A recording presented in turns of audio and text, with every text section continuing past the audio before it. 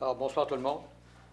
Alors, je vous invite, avant de commencer la séance, à faire une courte réflexion sur la portée du serment que nous avons fait lors de notre élection, soit d'exercer nos fonctions avec honnêteté et justice dans le respect de la loi et du code de déontologie et le code d'éthique des élus.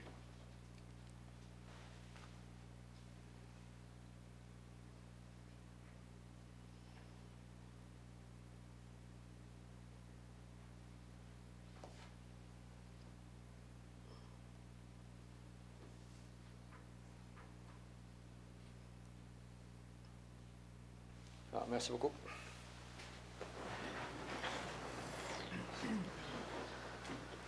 Alors, bienvenue à tout le monde pour cette soirée, cette séance du Conseil du 26 octobre 2015. Avant de passer à la séance comme telle, nous allons traverser la consultation publique. Monsieur le greffier. Donc, le premier règlement en consultation, c'est le règlement 593 de 2015, règlement qui modifie le règlement de zonage. Ça vise à fixer des normes pour les chenils, pensions et refuges. Donc, ce seraient des usages qui seraient permis en zone agricole dans les îlots qu'on appelle les îlots déstructurés. Pour ce qui est des chenils et des refuges, il serait permis dans les classes d'usage, on permet l'agricole 1 ou agricole 2.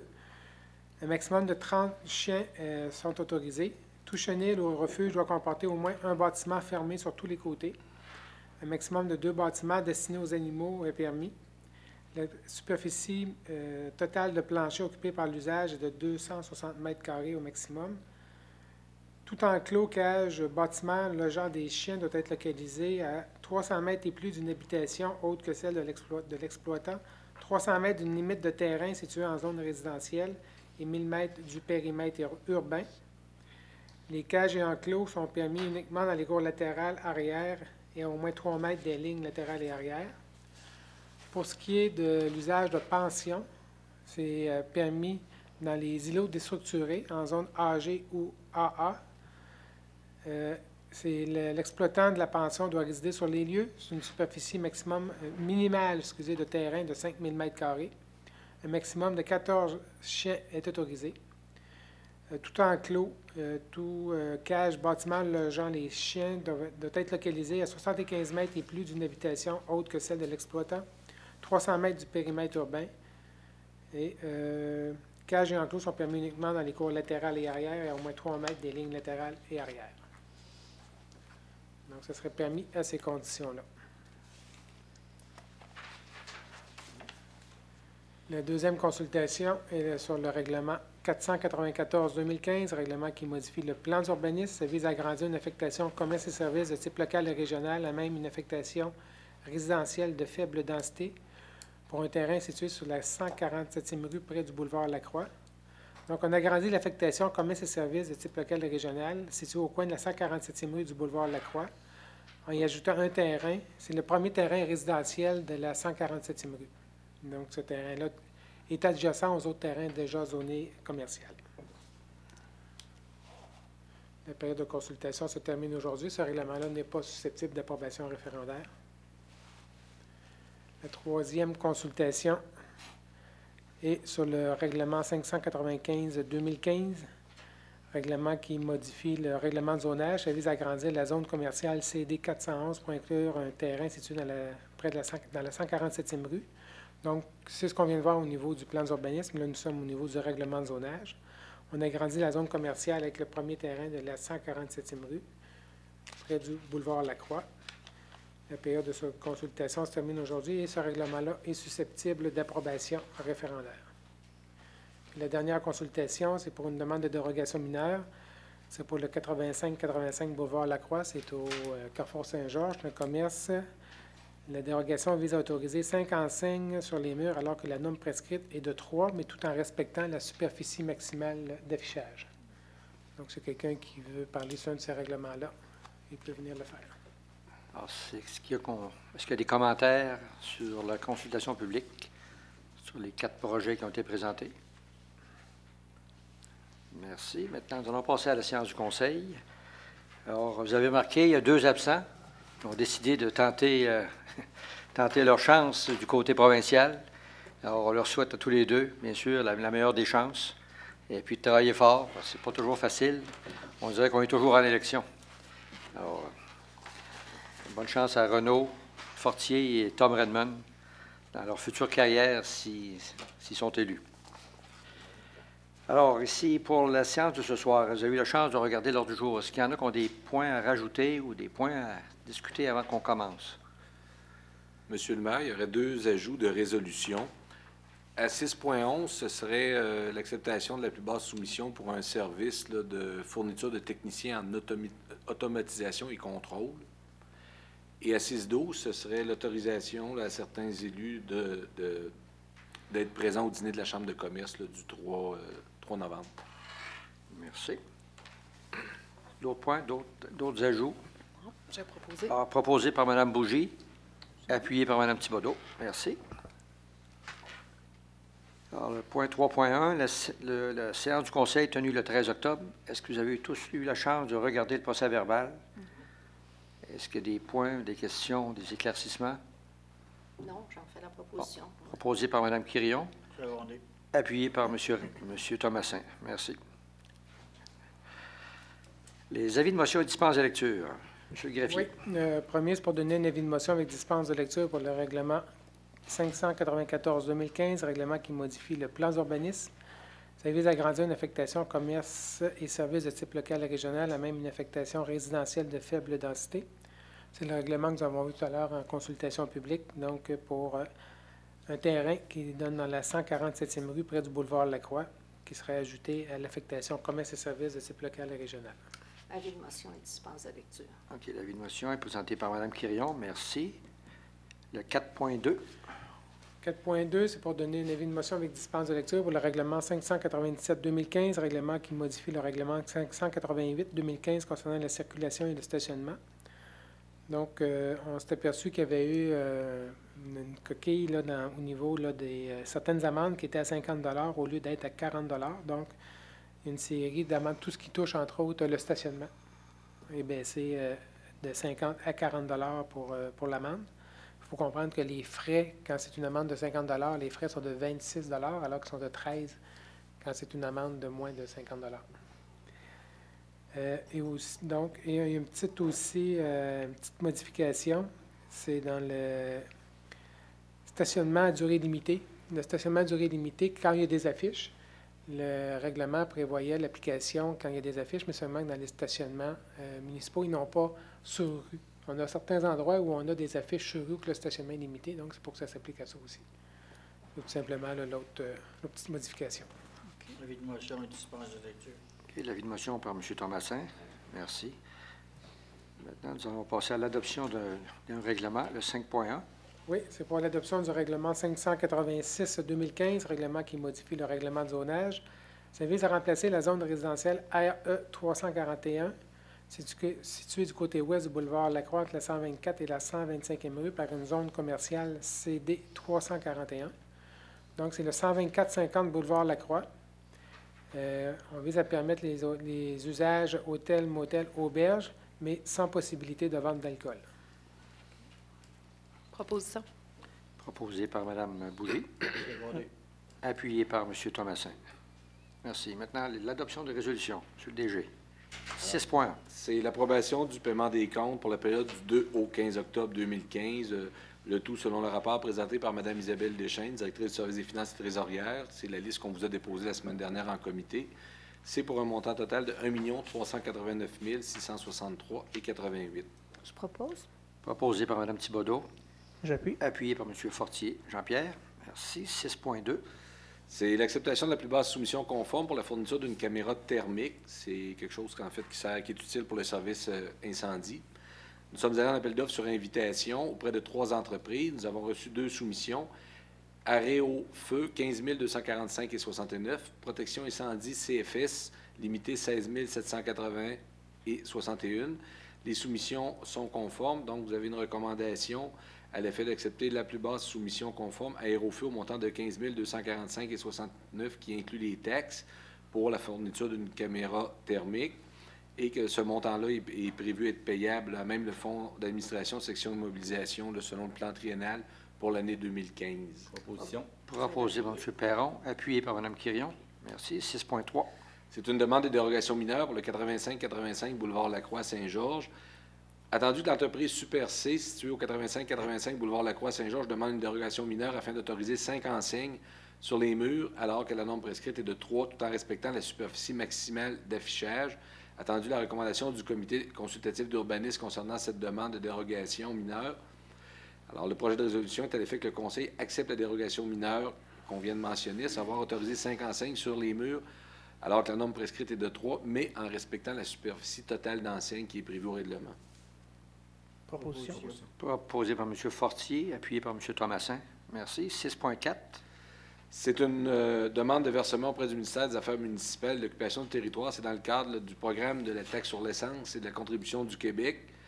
La municipalité a pris connaissance du guide relatif aux modalités de versement de la contribution gouvernementale pour les années 2014 à 2018.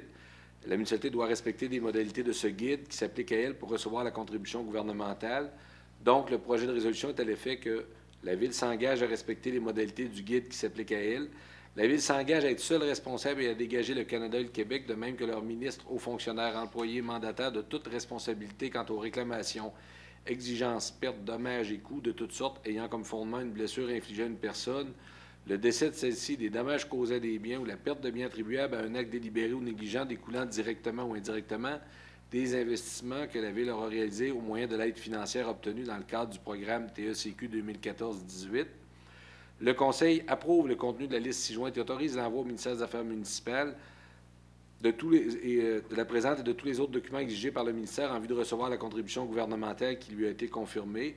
La Ville s'engage à atteindre le seuil minimal d'immobilisation d'infrastructures municipales fixé à 28 $ par année par habitant, soit un total de 28 $ par habitant par année, soit un total de 140 $ par habitant pour l'ensemble des 5 années du programme. La municipalité s'engage à informer le ministère de toute modification qui sera apportée dans la programmation de travaux approuvée par la présente résolution.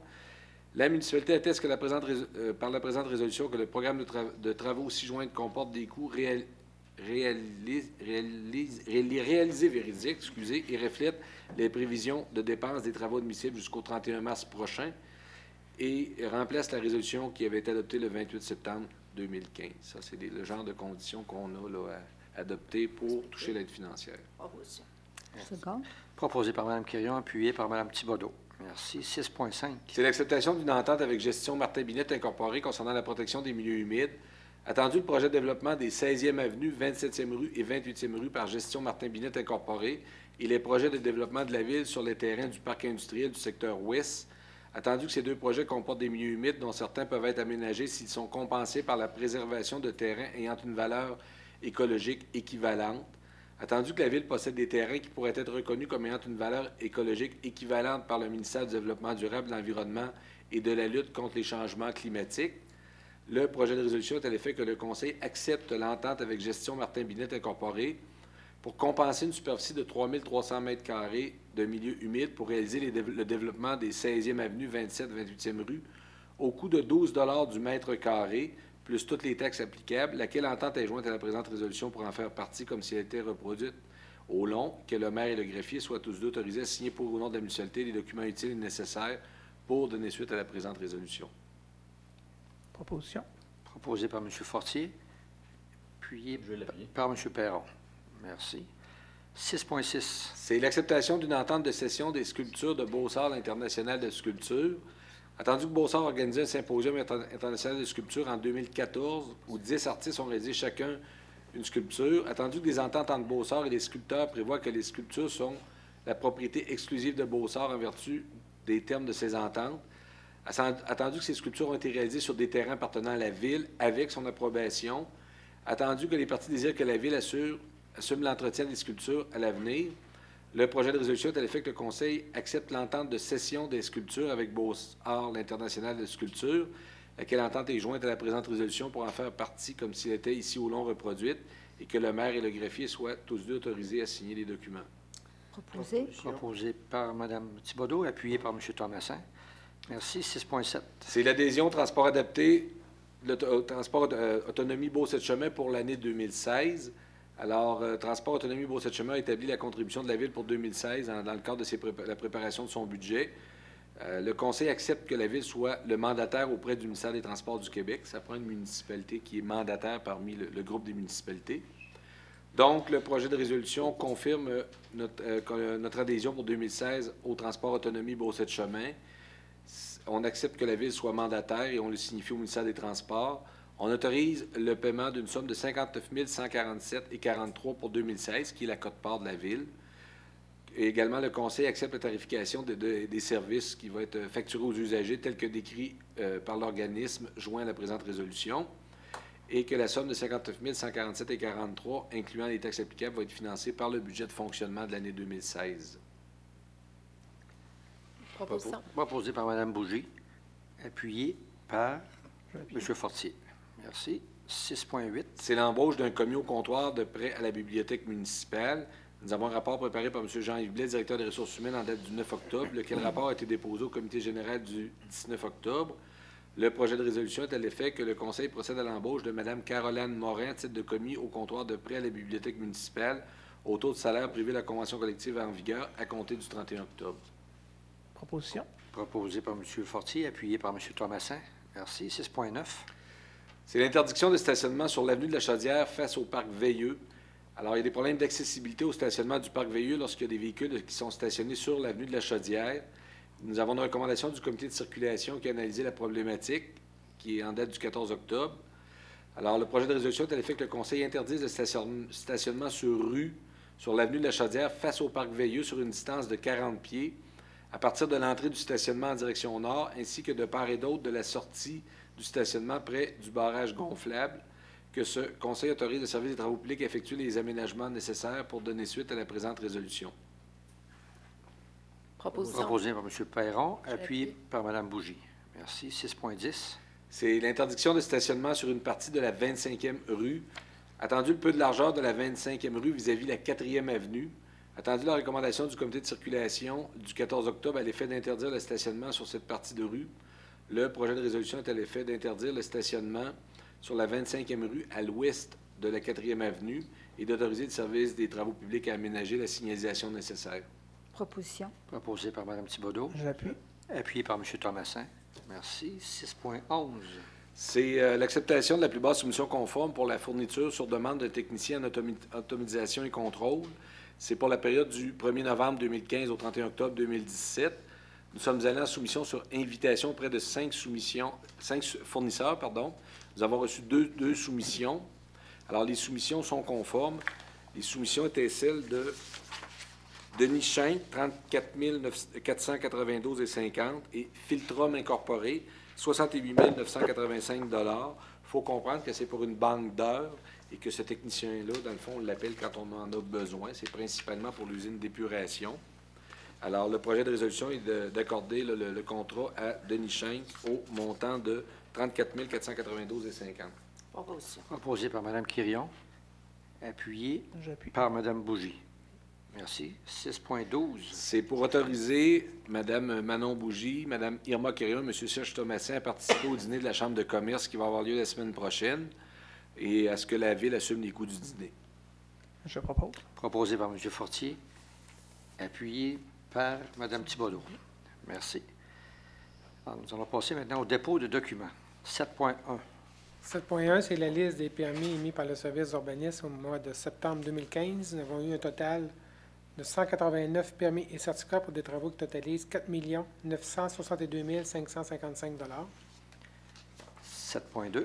7.2, c'est le comparatif mensuel. Donc, on vient de voir 189 permis et certificats de travaux de près de 5 millions. Il y a eu 6 nouveaux logements en 2015, comparativement à 196 permis et certificats en 2014, des travaux de 7 800 000 et 27 nouveaux logements. 7.3. 7.3, c'est le comparatif pour les permis émis depuis le début de l'année. Donc, en 2015, nous avons un total de 1 693 permis et certificats pour des travaux de 60 800 000 $ et 158 nouveaux logements, comparativement à 17 006 permis en 2014, des travaux de 68 700 000 et 219 nouveaux logements. Merci. Le 7.4. 7.4, c'est le certificat de la procédure d'enregistrement tenu le 14 octobre 2015 pour l'approbation du règlement 592 de 2015. Ce règlement décrétait des travaux de réfection de la toiture de l'usine d'épuration des eaux usées pour un montant de 163 000, l'affectation d'une somme de 77 643 $ de solde disponible de règlement d'emprunt et la balance qui venait là, même les montants de la taxe sur l'essence. Donc, on avait 16 400 personnes habiles à voter. Ça prenait 500 signatures pour exiger un scrutin référendaire. Il n'y a eu aucune signature. Okay. Merci. Compte rendu des dernières réunions.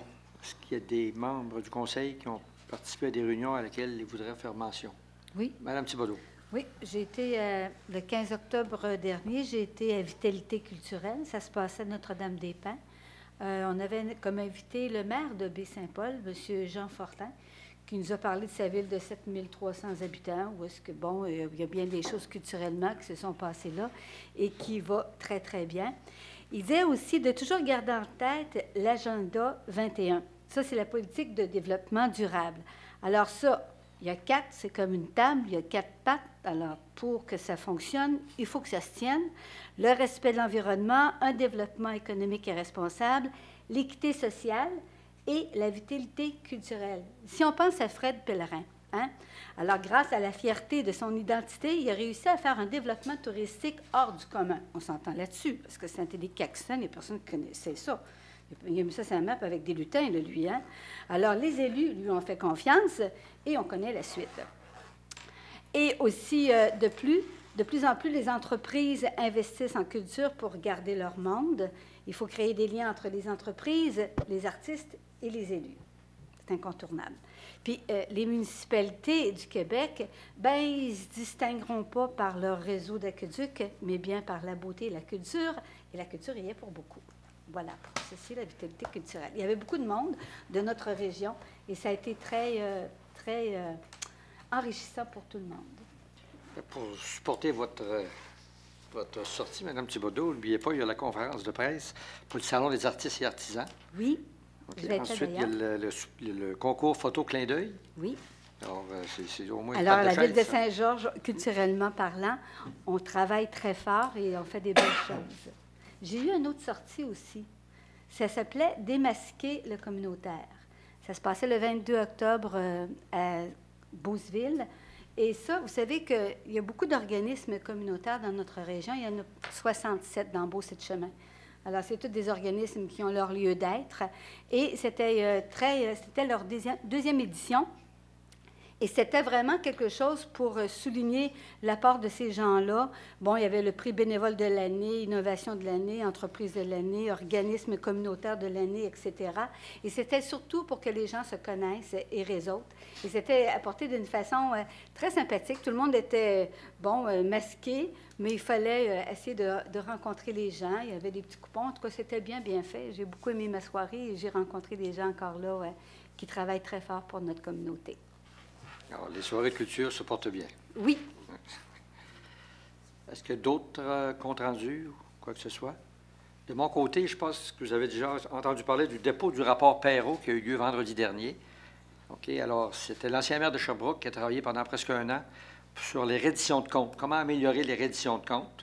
Vous savez, je prends un exemple à Saint-Georges parce qu'on a... M. Poulin et moi, on a participé activement à la préparation de ce document-là concernant la reddition de comptes.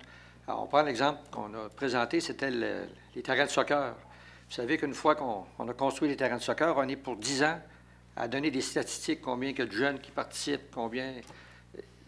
C'est juste pour donner de l'ouvrage à certains fonctionnaires, parce que ça ne sert absolument à rien. Les terrains de soccer sont là, puis ça continue. Mais il faut garder un contrôle là-dessus. Il y a différents autres domaines qu'il faut donner beaucoup de reddition de comptes sur tout ce qu'on fait. Alors, ça faisait partie un peu des négociations du pacte fiscal, c'est qu'on était prêt financièrement à accepter un peu moins, mais qu'on réduise certains travaux qu'on nous oblige. Parce que maintenant, on veut travailler de plus en plus vers le gouvernement de proximité et non de plus être une créature du gouvernement et de répondre à toutes les demandes continuellement. Alors, on espère que ce rapport-là ne sera pas tabletté parce qu'on y retrouve 44 recommandations, sont toutes importantes, une comme l'autre. Comme on disait, si au moins 50 de ces recommandations-là sont acceptées, on va être gagnant sur toute la ligne. Alors, on espère que le ministre des Affaires municipales va prendre en compte cette demande-là de toutes les municipalités pour justement réduire, parce qu'ici, on parle de près de 3 000 heures par année qui est dédiée seulement à des redditions de comptes. Alors, vous pouvez imaginer, là, 3 000 heures, diviser ça par 35, là, c'est 100 semaines de travail. C'est 2 personnes à temps plein qui font juste ça, qui feraient juste ça, des redditions de comptes. Alors, c'est pas mineur, c'est important. En tout cas, on espère. N'oubliez pas, ça va être peut-être juste les derniers mots du maire, mais on va passer à la période des questions avant. Je vois qu'il y a du monde dans l'Assemblée ce soir. D'abord, les questions du Conseil. Est-ce qu'il y a des gens du Conseil qui ont des questions concernant ce qu'on a vu, ce qu'on n'a pas vu? Alors, non, pas de questions. Questions du membre du public. Connaissez les procédures, M. Réau? Oui, Monsieur le maire. Salutations aux élus et aux citoyens qui nous écoutent. Monsieur le maire, bien rapidement, 2 petites questions et une suggestion. Première question. Étant donné le coût de réparation des sculptures patrimoniales qui ornaient le Centre culturel Marie-Fitzbach est aussi peu que 5 000 $, avez-vous, oui ou non, décidé de les remplacer? Les gens veulent le savoir, oui ou non. Pas les remplacer, mais les réparer, oui. Les réparer. Oui, c'est ça. Pas les remplacer, parce que ça coûterait probablement plus cher à en racheter. On va les réparer. Vous savez, vous avez été fouiné, vous savez où ils se trouvent actuellement et qui est le responsable pour les réparer. Merci, Monsieur le maire. Deuxième question. Pourquoi n'avez-vous pas décidé de souligner le plus grand événement de l'histoire de Saint-Georges, soit le 25e anniversaire de la fusion des villes en 1990? Ce serait l'occasion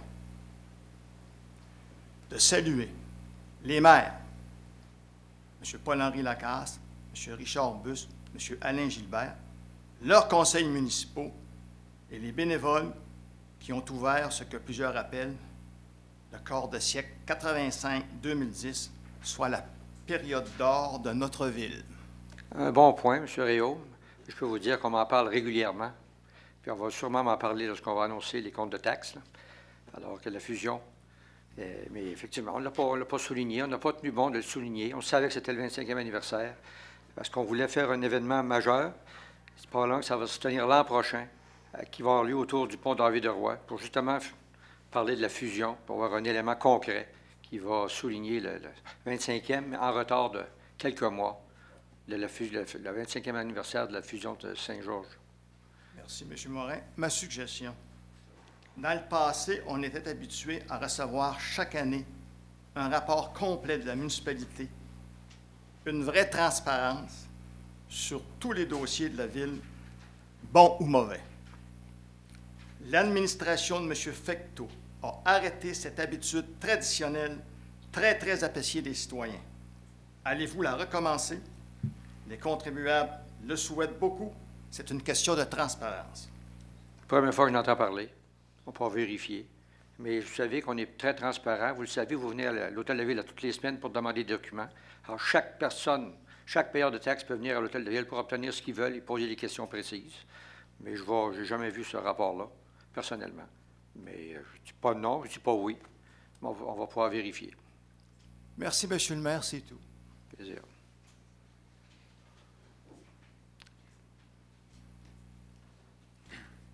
Bonjour, M. le maire. Bonsoir. Pierre-Luc Veilleux, Saint-Georges.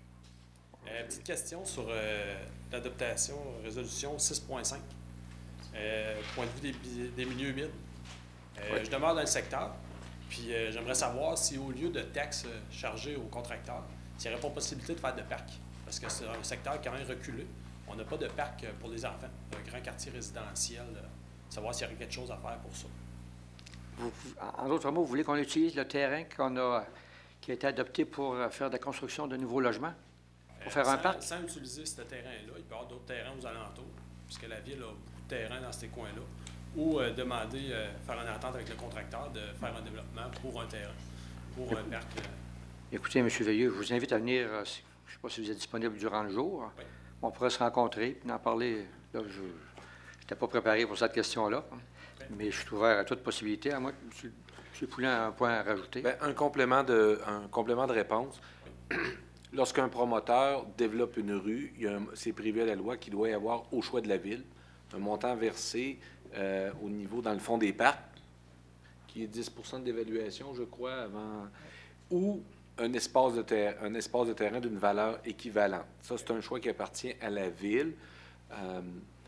Au niveau des milieux humides, lorsqu'un terrain est identifié, parce qu'il y a eu des biologistes qui ont passé, puis qu'il y a une certaine superficie humide, à ce moment-là, si nous, on en a trop, pour exemple, le garage municipal, on peut, le promoteur, si lui en a pas ou pas beaucoup sur son terrain, on peut lui vendre, je dis bien lui vendre, pas lui donner, pour compenser la perte de milieu humide.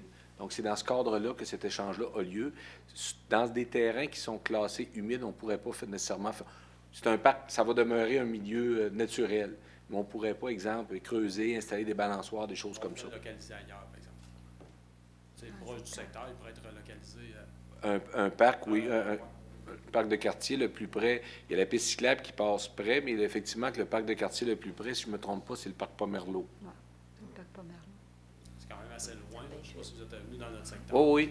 C'est quand même assez loin, puis c'est un gros quartier résidentiel. De plus en plus, il y a des familles. Justement, avec le développement qui va se passer, il va y avoir plus de duplex et de logements. Ouais. Je vais vérifier que les services techniques puis le service des loisirs, en fait, pour qu'il y ait un parc de quartier, ça prend un certain nombre d'habitations aussi, à ce moment-là. On va regarder au niveau de la planification combien il peut y avoir là, à terme d'unités d'habitation qui peut se rajouter. Parce que la 16e avenue, passer la terre de M. Binette, M. Vécola comme me corrigera, mais la zone est verte par en haut pour l'instant. Me trompes-tu? Au nord de la 25e avenue, on a une partie qui est zonée verte. Oui. Mais au sud, c'est pas zoné vert. Se passer de la 25e avenue, mais entre la 25 et en allant vers Notre-Dame-des-Pins, du côté d'en haut de la 16, c'est zone vert. Donc, avant qu'on voit le développement là, mais on va le regarder, je l'ai pris en note.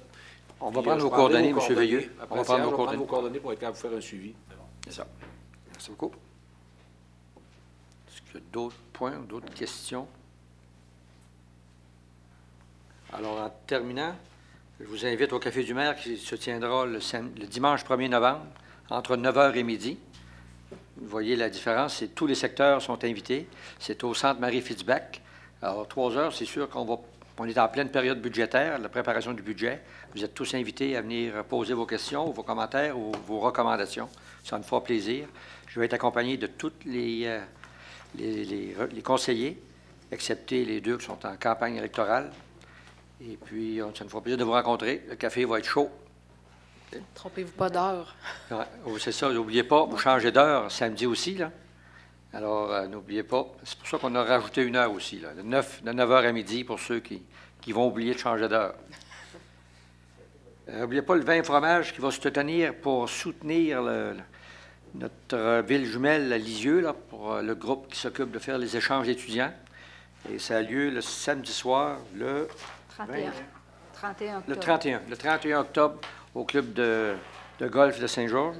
Alors, ça commence à 17h30 sur place. Alors, ceux qui sont intéressés, vous entrez en contact avec Guy-Paul Côté. Et finalement, encore une fois, je vous dis, il y a des élections. Il va y avoir un vote qui va se tenir le 9 novembre. Allez voter, maximum possible. C'est notre droit. Il y a des pays où il faut combattre pour aller voter. Alors ici, c'est libre, mais je vous demande d'aller voter. Au pire, allez annuler votre vote, mais rendez-vous au bureau de vote pour voter soit pour votre candidat ou soit voter pour tout le monde. Alors, merci beaucoup. Je ne sais pas s'il y a d'autres points dernière minute. Ça prend une proposition de M. Thomasin. Second. Appuyé par tout le monde. La prochaine séance se tiendra lundi, le 9 novembre, à la fermeture des votes, à la fermeture du pôle. Merci beaucoup. Bonne soirée. C'est ça que c'est ça, 9h? Hein? 9h? 9 novembre. Télécogeco, un service exclusif aux clients de Cogeco. Après la fermeture des votes, on s'en vient ici? Non, mais c'est à peu près à la même heure. C'est à 7h30. Là. C'est à la même heure que d'habitude. C'est ça. On a compris le 29 novembre.